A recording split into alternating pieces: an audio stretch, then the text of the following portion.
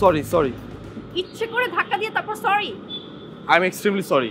এই একটা শব্দ তো খুব ভালো করে শিখেছেন, কিছু হলেই সরি। আমি আসলে আপনাকে ইচ্ছে করে ধাক্কাটা দেই নাই। থামুন। রাস্তাঘাটে শপিং মলে মেয়েদেরকে ইচ্ছে করে ধাক্কা দিয়ে তারপর সরি বলা হয়। আপনি কি ভেবেছেন আপনাদের মতো ছেলেদের আমি চিনি না? সমস্ত ছেলে জাতির উপরে আপনি কি পিএইচডি করেছেন? আচ্ছা আপু বাদ দে তো, চল। এই তুই থাম। আপনাদের মতো ইফতিজারদের মনোভাব বুঝার জন্য মেয়েদের পিএইচডি করতে হয় না, বুঝতে পারছেন? আপনি আসলে ব্যাপারটা বুঝতে পারছেন না। আমি আপনাকে ইচ্ছে করে ধাক্কাটা দেই নাই। আর শুনেন, আমাকে কি দেখতে আপনার কাছে ইফটিচিং করার ছেলে মনে হয়? ওই তো, ওই সুন্দর ভোলাভালা চেহারার পিছনে লুকিয়ে আছে ইফতিজার, আর সেই কুচির চেহারাটা আমি খুব ভালো করে দেখতে পাচ্ছি। এতই যদি আপনি দেখতে পান তাহলে আপনার সাথে আমার ধাক্কা লাগলো কেমনে? আর শোনেন, আগামীকাল সবকিছু ঠিকঠাক থাকলে আমার বিয়ে, আর আপনার থেকে 100 গুণ সুন্দর মেয়ের সাথে, বুঝছেন? এই মিস্টার এ, আপনিও খুব ভালো করে শুনে রাখুন, আগামীকাল সবকিছু ঠিকঠাক থাকলে আমারও বিয়ে হবে, আর সেও আপনার মতো এরকম ইফতিজার না, বুঝা গেল? এই, কালকে আমার যার সাথে বিয়ে হবে ওনার থেকে 100 গুণ সুন্দর, তাই না? আমি আপনাকে অভিশাপ দিচ্ছি, তার বিয়ে হবে।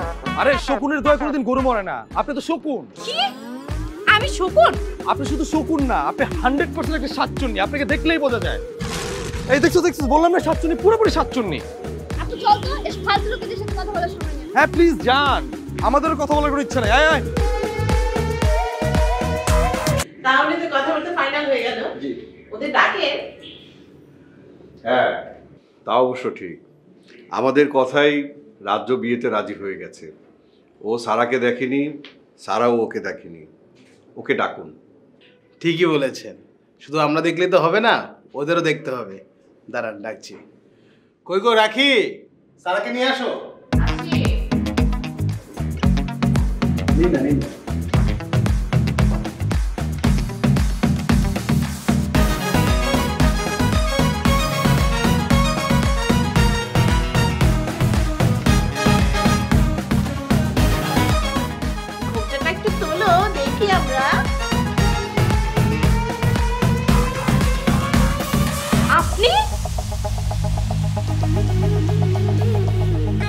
আপনি? বাহ, তোমরা দুজন তো দেখি একজন আরেকজনকে আগে থেকেই চিনো। ভালোই তো হলো। ভালো তো হয়েছে বটে, না হলে এরকম একজন ইফতিজারকে আমার বিয়ে করতে হতো। দেখেন, আমার সাথে সাবধানে কথা বলবেন। আমি কোনো ইফতিজার না। আর আপনি কি? হ্যাঁ, আপনি কি? আপনি হচ্ছেন একটা সাতচুন্নি। আমি তো শাকচুন্নি। আপনি কাল বলেছিলেন না শকুনতেও গরু মরে না, আজ দেখলেন তো শকুনতেও গরু মরে। অর্থাৎ আমি আপনাকে বিয়ে করছি না। আমি মনে হয় বিয়ে করার জন্য আমি একদম পাগল হয়ে গেছি। আমি মরে যাবো, তাও আপনার মতো সাতচুন্নি বিয়ে করবো না। কি? আপনি আবার আমাকে শাকচুন্নি বললেন? বেহার মতো এখনো বসে আছেন কেন? যান, যান এখান থেকে। আমি যদি জানতাম এটা সাতচুন্নির বাসা, আমি জীবনে আসতাম না। ভাইয়া ভাবি চলো। আহা, কি হয়েছে বল না। হ্যাঁ হ্যাঁ, তাই তো। এমন ঝগড়া করছো কেন? সে তখন থেকে কিছুই না বলে তোমরা যেন ঝগড়া করেই যাচ্ছ। যা বলার তোমাদের পরে বলছি, আগে তোমরা চলো আমার সাথে।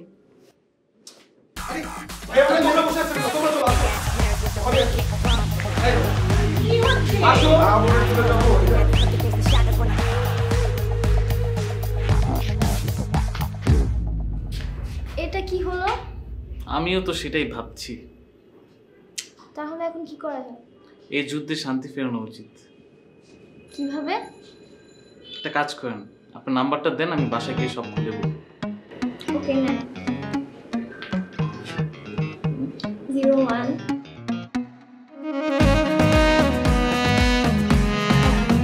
আচ্ছা ওকে, বাই।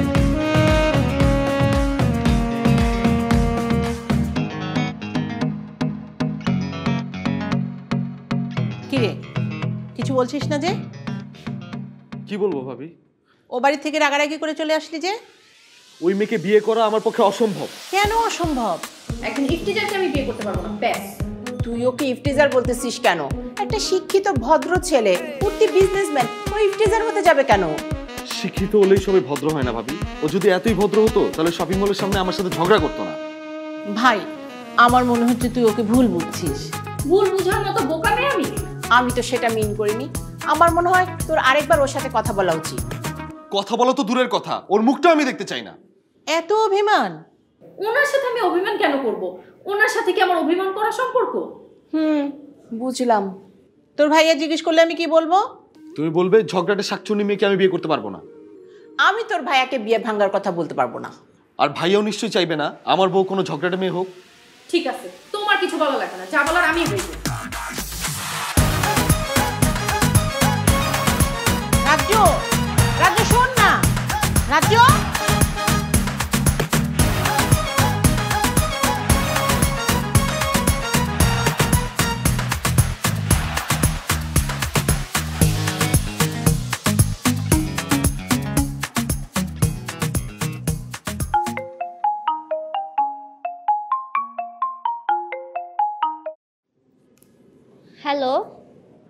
কি খবর বেআইন?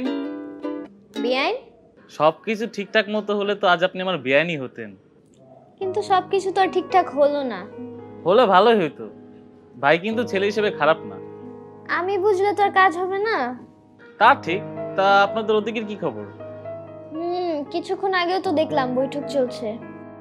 আপুকে নিয়ে ভাবি কি যেন একটা বলছিল। আপনার কি মনে হয় বৈঠকে কি কাজ হবে? এখনই ঠিক বুঝতে পারছি না। আমাদের মনে হয় কিছু একটা করা উচিত। কি করবেন? সেটা তো মাথায় আসতেছে না। ভাবতে হবে কিছু একটা। ভাবতে হবে বলে তো হবে না, গভীরভাবে ভাবতে হবে। আচ্ছা ঠিক আছে, আমি তাহলে আপনাকে পরে আপডেট জানাচ্ছি। এখন রাখি, হ্যাঁ?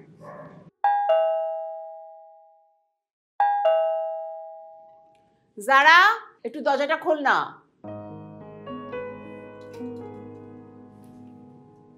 ও তুই আসছিস? বস বস।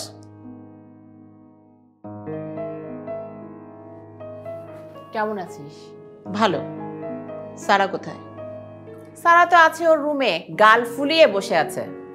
সেদিন রাজ্য ওকে শাকচুন্নি বললো না, ও খুব কষ্ট পেয়েছে। রাজ্যও কিন্তু খুব কষ্ট পেয়েছে। আসলে রাজ্য তো অমন ছেলে না, তুই তো জানিস। এতদিন হলো একটা সম্পর্ক করতে পারলো না ও জীবনে। তাছাড়া এই বয়সে ছেলেদের গার্লফ্রেন্ড থাকে, ওর তো কিছুই নেই। কি হলো বলতো? আমি তো ভেবেছিলাম ওদের দুজনের বিয়ে হলে আমাদের দুই বান্ধবীর সম্পর্কটা আরো ঘনিষ্ঠ হবে, কিন্তু তা তো হলোই না, হলো উল্টো। এইসব বলে কোনো লাভ নেই। তুই স্যারের সঙ্গে কথা বলেছিলি? সারার সঙ্গে তো কথা বলেছি, কিন্তু ও তো রাজ্যের উপর ভীষণ ক্ষেপে আছে। আচ্ছা, রাজ্যও তো ভীষণ ক্ষেপে আছে সারার উপরে। আমার তো মনে হয় ওদের সম্পর্কটা আর আগানো সম্ভব হবে না। বোকার মতো কথা বলিস না তো। এরকম সম্পর্ক চমৎকার হয়, তুই জানিস না? এক কাজ করতে হবে, ওদের দুজনকে কাছাকাছি আনতে হলে আমাদের দুজনকে খুব খাটতে হবে, বুঝিস না? কিন্তু সেটা কিভাবে? ওরা তো দুজন দুজনের মুখই দেখতে চাইছে না। না চাইলেও এই কাজটা আমাদেরই করতে হবে। কিভাবে করবি? শোন, এক কাজ করি, আমরা দুই পরিবার মিলে চল আমরা পিকনিকে যাই। এতে সারা আর রাজ্যর হয়তো সম্পর্কটা ভালো হতেও পারে। আচ্ছা, আমি রাতে সবুজের সাথে কথা বলে তোকে জানাবো। ঠিক আছে, তুই কথা বলে আমাকে জানাস। আমি যাই তাহলে এখন। সে কি, বস, ভাত খেয়ে যাবি? জি না, আগে তোমার ননদকে আমার দেবরের বউ করে নেই, তারপরে ভাত, বিস্কিট, চা সব খাবো। চলি। চল।